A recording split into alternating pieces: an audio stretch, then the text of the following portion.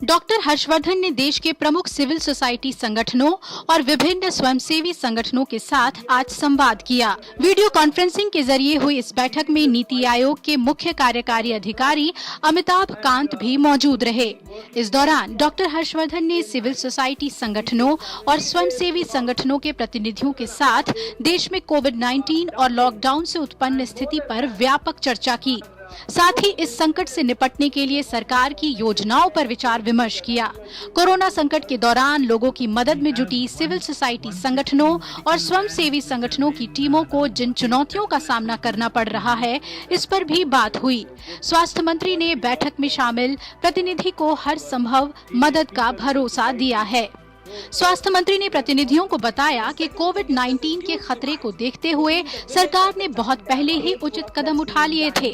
15,000 उड़ानों से देश में आने वाले तकरीबन 15 लाख यात्रियों की थर्मल स्क्रीनिंग की गई। उन्होंने कहा कि देश में कोरोना संक्रमण का पहला मामला 30 जनवरी को और दूसरा मामला 1 फरवरी को सामने आया था।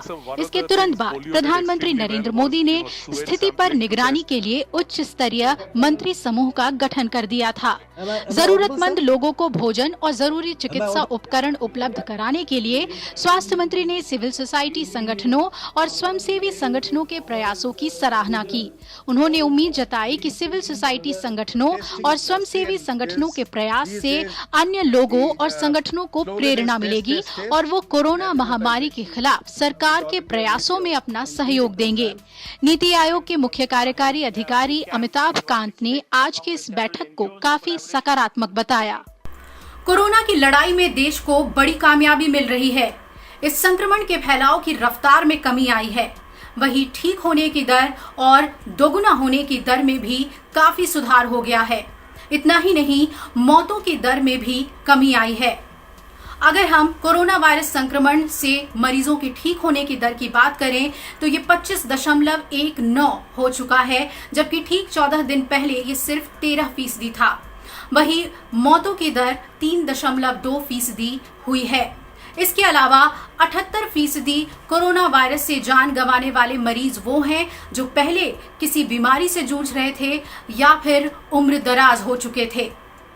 पेशेंट वो क्योर भी हो गए, जिससे कि हमारे टोटल क्योर्ड पेशेंट्स की संख्या बढ़कर अब 8,324 हो चुकी है। इस तरीके से अगर हम देखें तो हम पाते हैं कि हमारे देश में टोटल रिकवरी रेट प्रेजेंटली 25.19% है। रिकवरी रेट के अंदर हम एक प्रोग्रेसिव ट्रेंड ऑब्जर्व कर रहे हैं। जैसा कि आप लोगों को इससे पहले भी बताया है कि 14 दिन पहले का अगर रिकवरी रेट देखें तो वह 30.06% था, जो कि अब बढ़कर 25% के ऊपर पहुंच गया है। यह एक बहुत ही पॉजिटिव साइन है। स्वास्थ्य मंत्रालय ने बताया कि देश में कोविड-19 का डबलिंग रेट 11 दिन हो गया है, जबकि लॉकडाउन से पहले ये 3.4 था। मंत्रालय के मुताबिक कई राज्य काफी बेहतर प्रदर्शन कर रहे हैं और इनका डबलिंग रेट राष्ट्रीय औसत से भी बेहतर है। स्वास्थ्य मंत्रालय ने रैपिड टेस्टिंग को लेकर कहा कि ये समझना जरूरी है कि एंटीबॉडी बनने में समय लगता है। जहां तक रैपिड टेस्टिंग का सवाल है तो इसका इस्तेमाल निगरानी के लिए किया जा सकता है। इलाज और टेस्टिंग का जो प्रोटोकॉल है उसके हिसाब से हमें सिर्फ RT-PCR टेस्ट ही करने होंगे। जो कि लॉकडाउन से पहले 3.4 पर था, वह प्रोग्रेसिवली बढ़कर अब 11 दिन हो गया है और कई स्टेट्स उस संबंध में अच्छा परफॉर्म कर रही हैं। जैसे कि अगर हम देखें कि जो स्टेट देश के डबलिंग रेट से बेटर परफॉर्म कर रही हैं, यानी कि वहां पर केसेस की डबलिंग 11 दिन से भी ज़्यादा हो रही है, 11 से 20 दिन के बीच में देखें तो हम देखते हैं कि दिल्ली में, उत्तर प्रदेश में, जम्मू कश्मीर में, उड़ीसा, राजस्थान, तमिलनाडु, पंजाब, इन स्टेट्स में डबलिंग रेट 11 से 20 दिन के बीच में पाया गया है। साथ ही 20 से 40 दिन का डबलिंग रेट कर्नाटका, लद्दाख, हरियाणा, उत्तराखंड और केरला में देखा गया है। इसके साथ ही कुछ स्टेट्स में अब 40 डेज का भी डबलिंग रेट नोट किया गया है। वह है असम, तेलंगाना, छत्तीसगढ़ और हिमाचल प्रदेश। गृह मंत्रालय के अंतर मंत्रालय टीम ने चेन्नई और हैदराबाद के दौरे के बाद वहां कोविड-19 के खिलाफ उठाए जा रहे कदमों के बारे में विस्तार से जानकारी दी। केंद्रीय टीम ने बताया कि दोनों ही जगहों पर कोविड-19 से निपटने के लिए सभी दिशा निर्देशों का पालन किया जा रहा है। यहाँ पर सोशल डिस्टेंसिंग और लॉकडाउन का भी सही ढंग से पालन करते हुए पाया गया। इसके अलावा कल जारी दिशा निर्देश के बारे में भी विस्तार से जानकारी दी गई। कल गृह मंत्रालय ने आदेश जारी कर उन लोगों की आवाजाही की अनुमति दी है जो अलग अलग स्थानों पर लॉकडाउन की वजह से फंसे हुए हैं, जैसे कि स्टूडेंट्स, प्रवासी मजदूर, पर्यटक, तीर्थयात्री इत्यादि। राज्य सरकारों को इनके यात्रा की व्यवस्था करते समय कुछ बातों का ध्यान रखना होगा। सभी राज्य तथा केंद्र शासित प्रदेश अपने नोडल प्राधिकारी नियुक्त करेंगे जो ऐसे फंसे हुए लोगों की आवाजाही के लिए स्टैंडर्ड प्रोटोकॉल विकसित करेंगे। वे ऐसे स्ट्रैंडेड व्यक्तियों का पंजीकरण भी करेंगे। संबंधित राज्य आपस में सलाह मशवरा करके सड़क मार्ग से यात्रा पर परस्पर सहमति बनाएंगे। जाने वाले सभी लोगों की स्क्रीनिंग होगी और एसिम्प्टोमेटिक पाए जाने पर उन्हें जाने की अनुमति मिलेगी। समूह में यात्रा के लिए बस का प्रयोग किया जाएगा। बसों को सैनिटाइज किया जाएगा और बस में बैठते समय सोशल डिस्टेंसिंग के नियम का सख्ती से पालन किया जाएगा। ट्रांजिट रूट में आने वाले सभी राज्य इन लोगों की आवाजाही की अनुमति देंगे। गंतव्य पर पहुंचने के उपरांत स्थानीय स्वास्थ्य अधिकारी इन लोगों का मेडिकल चेकअप करेंगे। यदि इन्हें संस्थागत क्वारंटाइन की आवश्यकता नहीं प्रतीत होती है तो 14 दिन के लिए होम क्वारंटाइन में रखेंगे। नियमित रूप से इनका हेल्थ चेकअप किया जाएगा और इनके स्वास्थ्य पर नजर रखी जाएगी। यात्रियों को आरोग्य सेतु ऐप का उपयोग करने के लिए प्रोत्साहित किया जाएगा। सभी राज्यों को इन सभी निर्देशों का सख्त अनुपालन करना होगा। इसके अलावा आज मैं आपके साथ हमारी 2 इंटरमिनिस्ट्रियल सेंट्रल टीम्स जो हैदराबाद और चेन्नई गई हैं उनका भी फीडबैक शेयर करूंगी। हैदराबाद हमारी जो INCT गई है उन्होंने अस्पतालों का, central drug store, shelter homes, मंडी इत्यादि का दौरा किया। उन्होंने पाया कि राज्य के पास पर्याप्त मात्रा में टेस्ट किट्स, PPE किट्स इत्यादि उपलब्ध हैं। राज्य सरकार एक end to end IT dashboard use कर मरीजों की टेस्टिंग से डिस्चार्ज तक ट्रैकिंग कर रही है। उन्होंने गांधी अस्पताल भी विजिट किया जो कोविड-19 के लिए स्टेट नोडल सेंटर है और यहाँ टीम ने पाया कि इलाज और डिस्चार्ज के सभी प्रोटोकॉल्स का अनुपालन किया जा रहा है। इस अस्पताल में प्रदेश के 93% से ज़्यादा केसेस का इलाज किया गया है और यहाँ पे 300 टेस्ट प्रतिदिन करने वाली लैबोरेटरी भी है। इलाज होने के बाद अस्पताल की गाड़ी पेशेंट को घर तक छोड़ती है और मोबाइल संदेश द्वारा भी 14 दिन होम क्वारंटाइन की सूचना देती है। अस्पताल में भर्ती मरीजों को फ्री वाईफाई इत्यादि की भी सुविधा दी गई है। टीम ने किंग कोटी जिला अस्पताल का भी दौरा किया, वहां भी सभी प्रोटोकॉल्स का अनुपालन हो रहा था। देश में कोरोना वायरस की स्थिति की बात करें तो स्वास्थ्य मंत्रालय के मुताबिक अभी देश में कोविड-19 मामलों की कुल संख्या 33,610 हो गई है। इनमें 24,162 एक्टिव केसेस हैं। पिछले 24 घंटों में कोरोना के 1,700 से ज्यादा नए केस और 24 घंटों में 650 से ज्यादा मरीज ठीक भी हुए हैं। वहीं अब तक देश में कुल 8,372 कोविड-19 मरीज ठीक हो चुके हैं और 1,075 लोगों की मौत कोरोना से हो चुकी है। तो महाराष्ट्र में स्थिति सबसे ज्यादा गंभीर है क्योंकि यहाँ पर संक्रमित लोगों का आंकड़ा तेजी से 10,000 के करीब पहुंच रहा है। अभी राज्य में 9,900 से ज्यादा कोरोना संक्रमण के मामले सामने आ गए हैं। वहीं 1,500 से ज्यादा लोग ठीक भी हुए हैं। 400 लोगों की इससे मौत हुई है। गुजरात की बात करें तो गुजरात में कोरोना वायरस से संक्रमित लोगों का आंकड़ा 4,000 को पार कर गया है और 500 से ज्यादा लोग संक्रमण से मुक्त भी हुए हैं यहाँ, जबकि 197 लोगों की कोविड-19 से मौत हो गई है। दिल्ली का रुख करें तो दिल्ली में अब तक 3,400 से ज्यादा लोग संक्रमित हो चुके हैं और 56 लोगों की यहाँ पर मौत हुई है, जबकि 1,000 से ज्यादा लोग कोविड-19 से मुक्त हो चुके हैं। मध्य प्रदेश की बात करें तो यहाँ 2600 से ज्यादा कोरोना के संक्रमण के मामले सामने आए हैं। वहीं 450 से ज्यादा लोग ठीक भी हुए हैं। यहाँ पर 130 लोगों की मौत कोविड-19 से हुई है। अब बात करते हैं राजस्थान की, तो यहाँ 2400 से ज्यादा कोरोना संक्रमण के मामले सामने आ चुके हैं।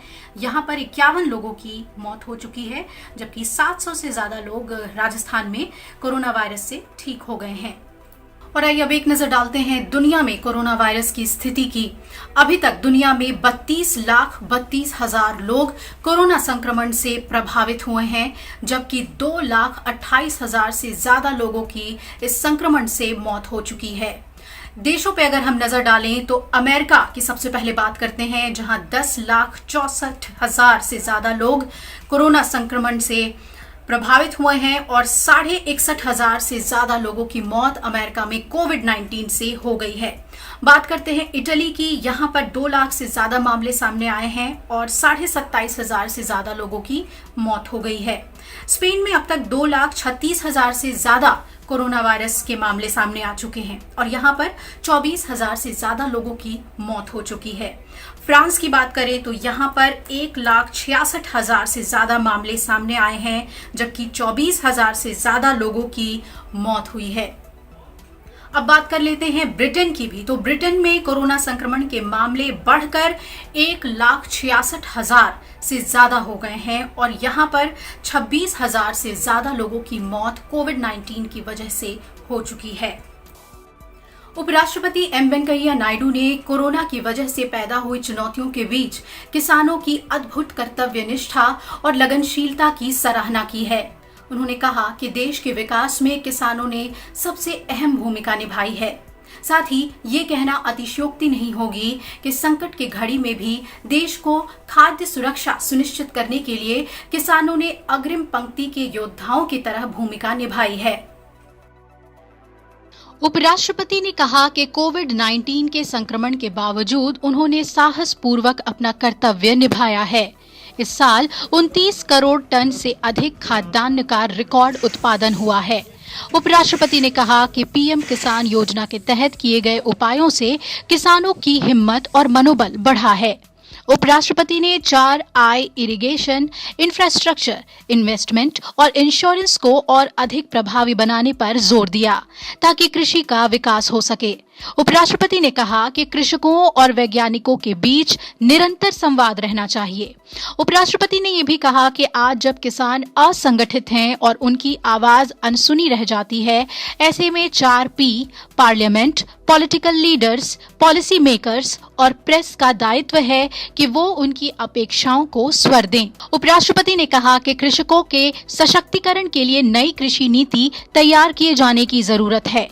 उपराष्ट्रपति ने कहा कि ई मार्केटिंग को प्रोत्साहित करने के अलावा कोल्ड स्टोरेज की सुविधाओं और रेफ्रिजरेटेड वाहनों से किसानों को बड़ी सहायता मिलेगी। गरीबों को मुफ्त में इलाज मुहैया कराने के लिहाज से आयुष्मान भारत योजना बेहद कामयाब रही है। सितंबर 2018 से शुरू होने के बाद इस योजना के तहत 98 लाख से ज्यादा गरीब और वंचित परिवारों का अस्पतालों में मुफ्त इलाज किया जा चुका है। आज यानी 30 अप्रैल को लोगों के बीच इस योजना की जागरूकता लाने के लिए आयुष्मान दिवस मनाया जाता है। ग्राम स्वराज अभियान के हिस्से के तौर पर देश भर में 30 अप्रैल आयुष्मान भारत दिवस के रूप में मनाया जाता है। सितंबर 2018 में इस योजना की शुरुआत हुई थी। ये योजना गरीबों तक मुफ्त स्वास्थ्य सेवा पहुंचाने में बेहद सफल रही है। इस योजना के तहत अब तक 98 लाख से ज्यादा गरीब और वंचित लोगों का अस्पताल में मुफ्त इलाज किया जा चुका है। अब तक 12 करोड़ 45 लाख से ज्यादा ई कार्ड यानी गोल्डन कार्ड जारी किए जा चुके हैं। आयुष्मान भारत के पैनल में 21,000 से ज्यादा निजी और सरकारी अस्पताल जुड़े हुए हैं, जहां इस योजना के लाभार्थियों का मुफ्त इलाज किया जाता है। वर्तमान में इस योजना के अंदर 1,578 हेल्थ बेनिफिट पैकेज निर्धारित रेट के साथ मौजूद है। आयुष्मान भारत योजना के तहत अब कोरोना वायरस के संक्रमण की जांच के साथ ही इलाज भी किया जा रहा है। इससे निजी अस्पतालों में भी गरीब और वंचित लोग कोरोना का इलाज करा पा रहे हैं। आयुष्मान भारत योजना दुनिया की सबसे बड़ी स्वास्थ्य बीमा योजना है। इसके तहत हर गरीब और वंचित परिवार को प्रतिवर्ष 5 लाख रुपए तक का मुफ्त इलाज मुहैया कराया जाता है।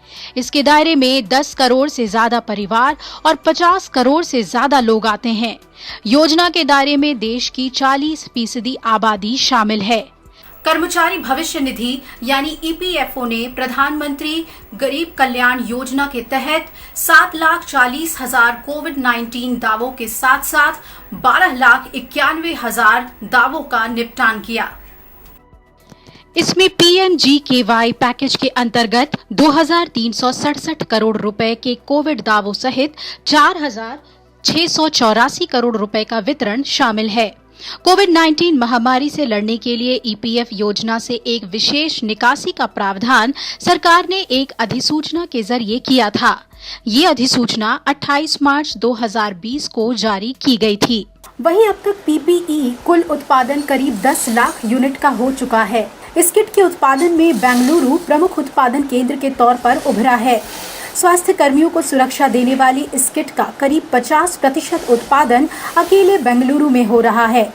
इसके अलावा चेन्नई, कोयम्बटूर, अहमदाबाद, वडोदरा, लुधियाना, भिवंडी, कोलकाता, दिल्ली, नोएडा, गुरुग्राम समेत कई शहरों में भी बड़े स्तर पर पीपीई किट का उत्पादन किया जा रहा है।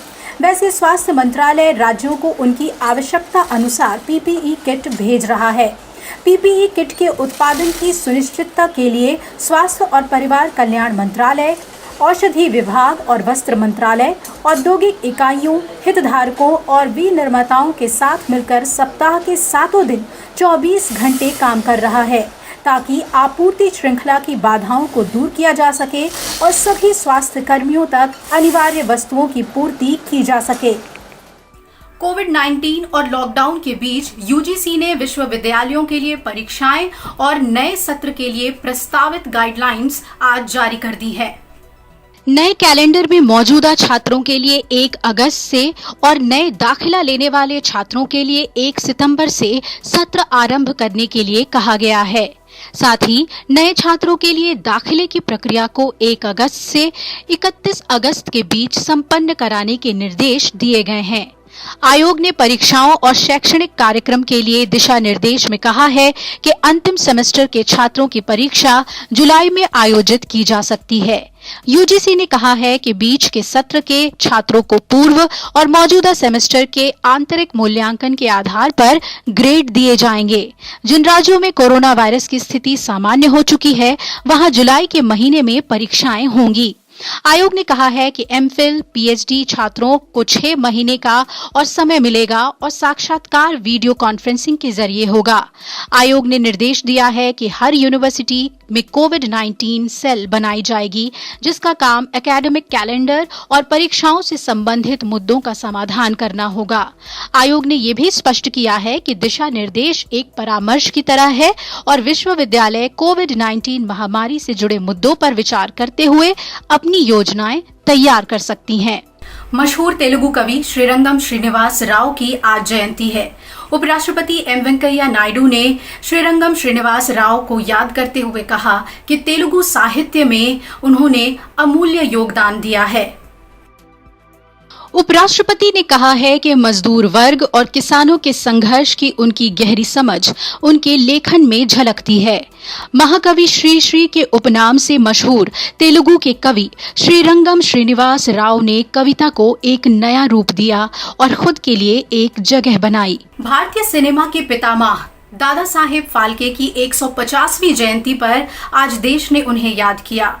दादा साहेब फाल्के का जन्म 30 अप्रैल 1870 को महाराष्ट्र के त्र्यंबकेश्वर में हुआ था। दादा साहेब फाल्के का पूरा नाम धुंधीराज गोविंद फाल्के था। बचपन से ही कला के प्रति समर्पण भाव के चलते उन्होंने 1913 में भारतीय सिनेमा जगत की पहली मूक फिल्म राजा हरिश्चंद्र का निर्माण किया। दादा साहेब फाल्के ने 19 साल के फिल्मी करियर में 95 फिल्में और 27 शॉर्ट फिल्में बनाई।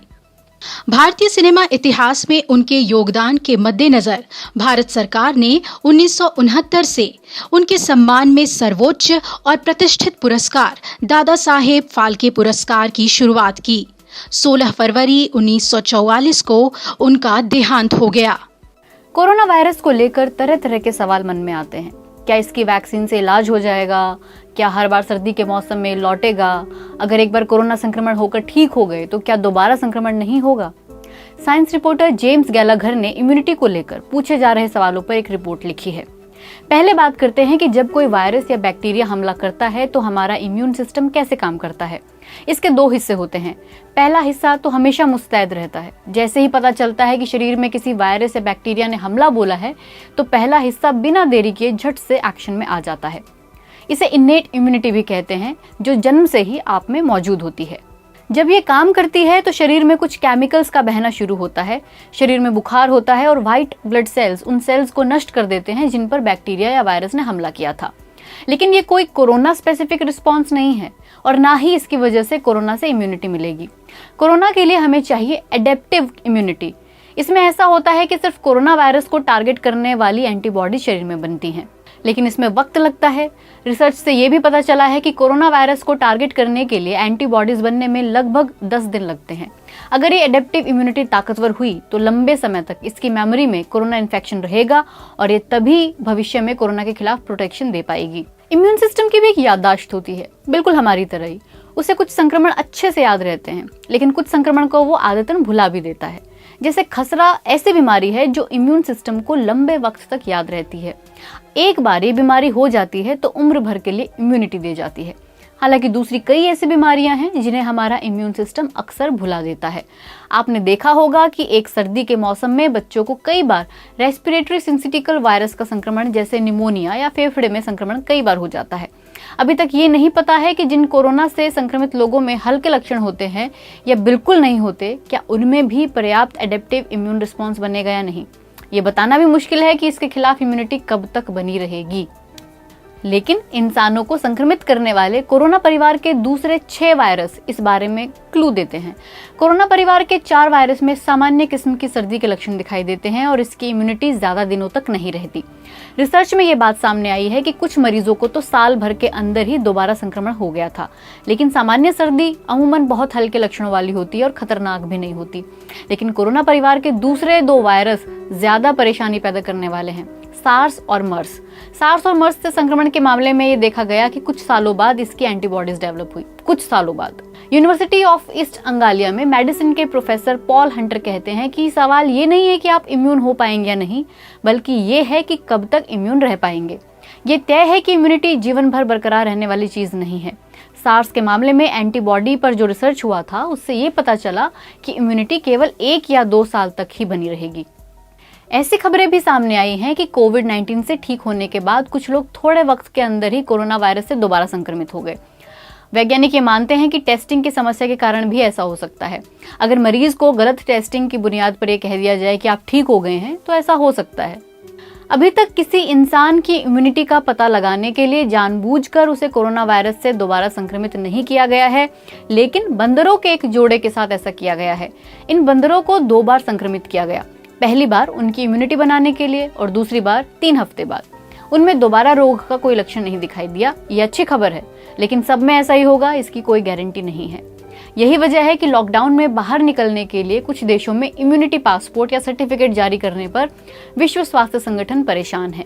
इम्यूनिटी पासपोर्ट के पीछे ये दलील दी जा रही है कि अगर कोई एंटीबॉडीज का टेस्ट पास कर ले तो वो काम पर जाने के लिए सुरक्षित है। सभी मरीजों में एंटीबॉडीज की कुछ ना कुछ मात्रा रहती ही है, लेकिन सब में ये बराबर नहीं होती। चीन में कोविड-19 से ठीक होने वाले 175 मरीजों की जांच में ये पाया गया कि उनमें 30% लोगों में ऐसे एंटीबॉडीज बेहद कम थे। एक और बात ये भी है कि आपके एंटीबॉडीज की वजह से कोरोना वायरस आपका कुछ नहीं बिगाड़ सकेगा, लेकिन इसका मतलब ये भी नहीं है कि आप वायरस का कैरियर नहीं हो सकते, यानी आप दूसरे लोगों को संक्रमित तो कर सकते हैं। आपकी इम्यूनिटी ये तय करती है कि ये वायरस आपके लिए किस हद तक खतरनाक है, इसलिए ये इम्पोर्टेंट तो है ही। इम्यूनिटी आपके लिए किसी बीमारी को कम खतरनाक तो बना ही देती है। भले ही आप किसी बीमारी से पूरी तरह से इम्यून ना हो, लेकिन ये मुमकिन है कि दूसरी बार संक्रमण पहले की तरह गंभीर ना हो।